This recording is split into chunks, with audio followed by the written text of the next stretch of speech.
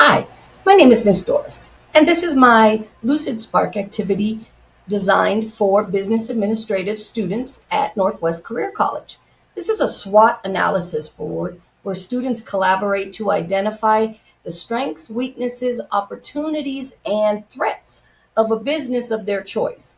Each group uses sticky notes and color coding to visually map out their analysis. This activity helps students develop strategic thinking skills, encourages teamwork, and supports their understanding of internal versus external environments.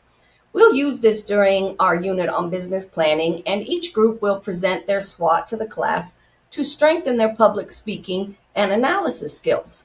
It's an engaging way to bring real world business tools to the classroom.